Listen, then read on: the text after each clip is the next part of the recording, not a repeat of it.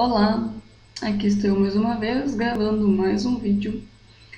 Se você já viu alguns vídeos que eu fiz, percebeu que eu parei, já faz um tempo que eu não faço, mas como eu tenho lido alguns livros interessantes e estou com saudade de fazer resenha em vídeo, eu decidi voltar, né, ou tentar voltar. E hoje eu vou falar então sobre um dos livros que me motivou a voltar a fazer a resenha, apesar de eu saber que a estética do vídeo tá horrível, o som vocês não devem estar ouvindo muito bem, né? E tá refletindo os meus óculos. Mas, né, vamos lá. O livro que eu vou falar hoje é O que é meu é seu. Como o consumo colaborativo vai mudar o nosso mundo. Quem escreveu foi a Raquel Postman e o Rogers. Já faz algum tempo que eu tenho conhecimento desse livro. Algumas pessoas conhecidas leram, me indicaram. Alguns amigos também leram e me indicaram. Um beijo pra Tati. E aí, a partir de então, eu fiquei curiosa também. Queria ler, obviamente, o livro, né? Eu comprei ele já faz um tempinho, mas agora só nas férias que eu consegui ler ele.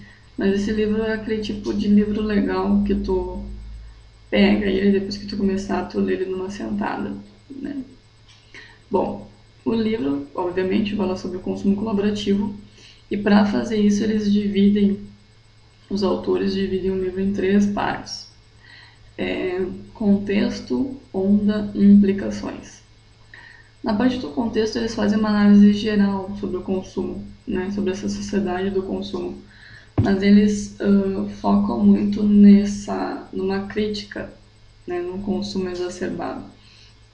E eles nos falam, por exemplo, que esse consumo, de uma forma um pouco mais exacerbada, começou pelos anos 1950, onde as pessoas achavam que ter era ser, né?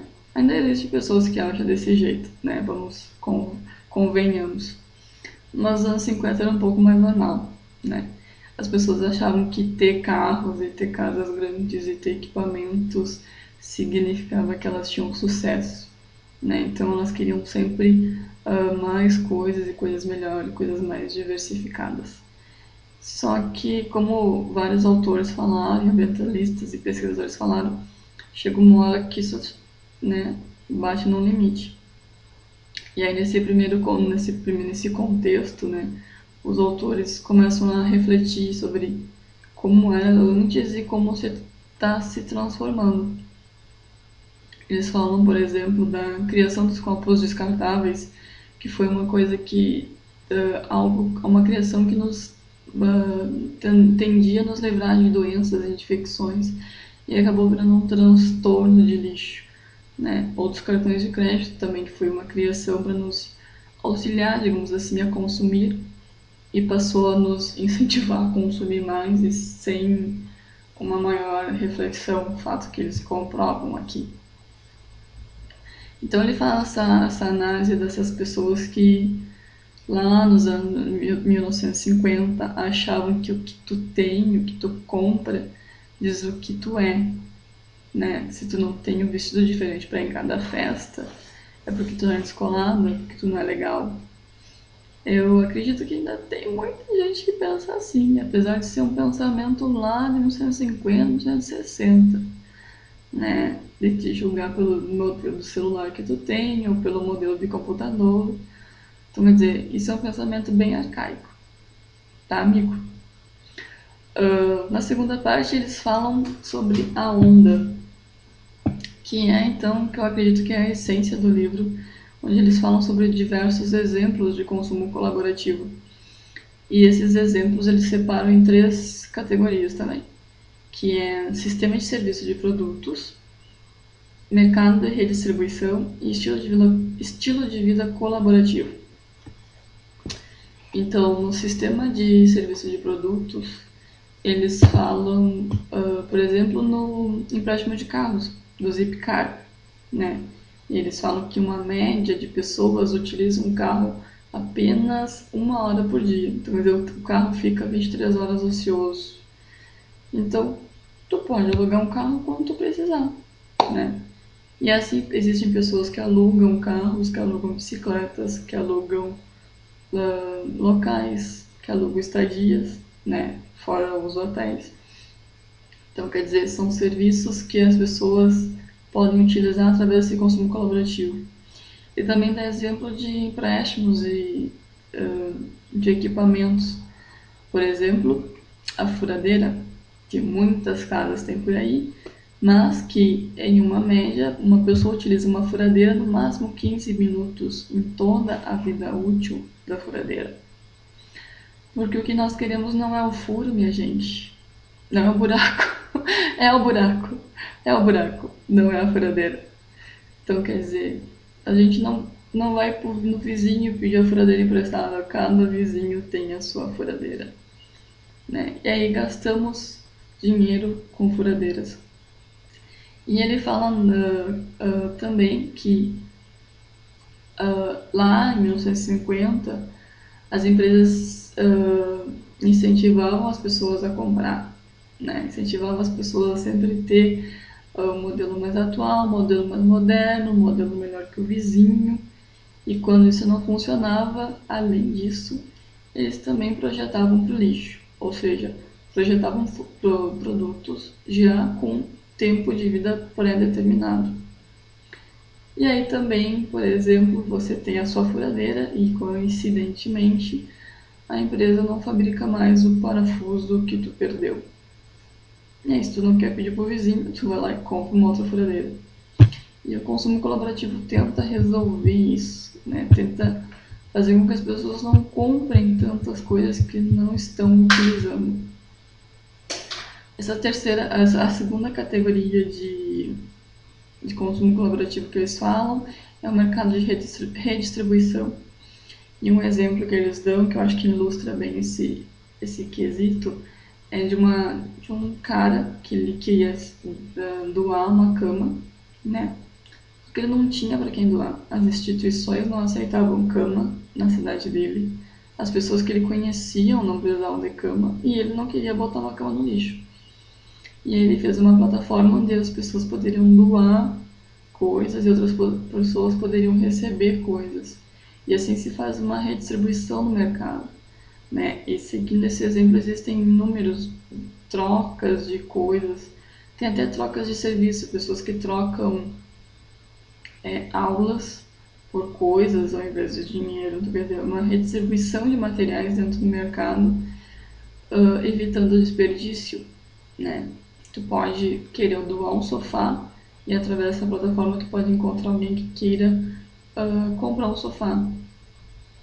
E aí a internet possibilita a união dessas duas pessoas, que antes era meio complicado, né? E essa troca implica em dois quesitos muito importantes para o consumo colaborativo. Quem está doando não vai colocar um sofá no lixo. 2, quem quer um sofá não vai comprar um sofá novo. Porque não é só mais um sofá que se vai para o lixo daqui a uns anos. É todo o lixo que se gasta e que se produz para ter mais um novo sofá. E o terceiro quesito dessa onda é os estilos de vida colaborativos, né? E um dos exemplos que ele dá é o Couchsurf e os coworking, né? O coworking era um designer, se não me engano, e ele era freelancer. Ele era, porque agora ele está trabalhando no Google. E ele gostava muito da vida de freelancer, né? De não ter emprego, de não ter patrão, não ter horário, não ter coisas assim de uma empresa rígida. Mas ao mesmo tempo ele sentia falta dessa socialização que uma empresa com diversos funcionários possibilitava.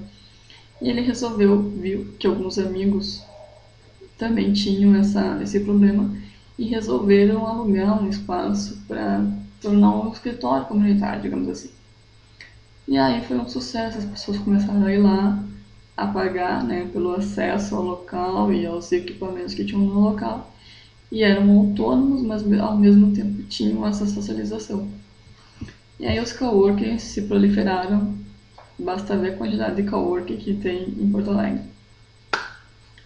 Bom, e a terceira parte, terceira e última, é um pouco mais sucinta no livro, e eles falam também sobre 3 questões essenciais, que é o designer colaborativo, comunidade de marca e ascensão do consumo colaborativo.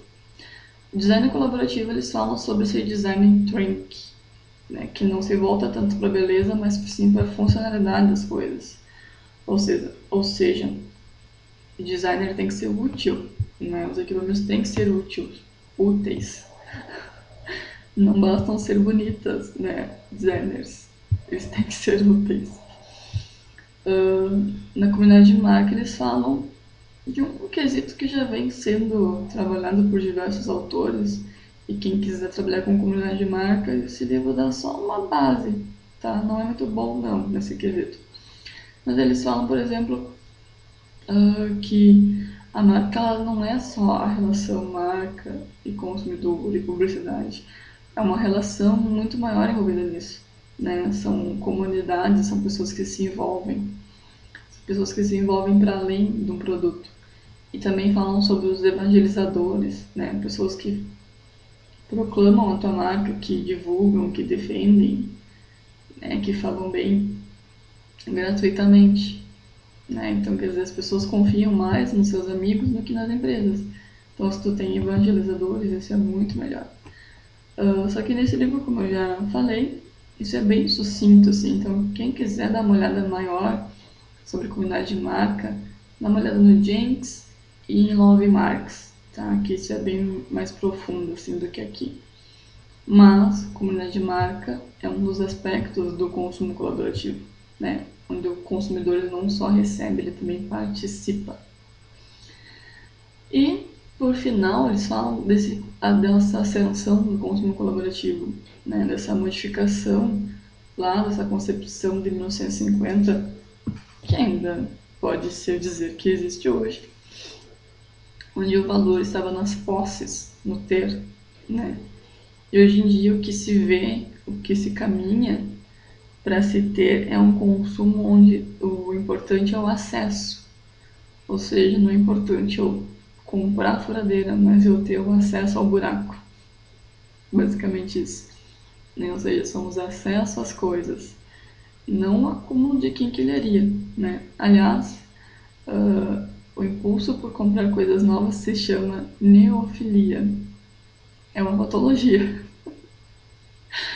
Então, quer dizer, o livro é muito interessante para ver que às vezes as pessoas se julgam muito importantes pelas roupas que tem nos armários, pelo carro que tem na garagem.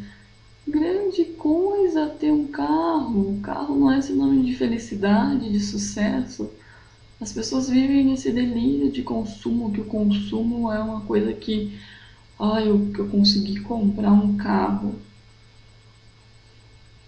sabe? Que pensamentinho mais 1950, hein? Bom, o livro é maravilhoso.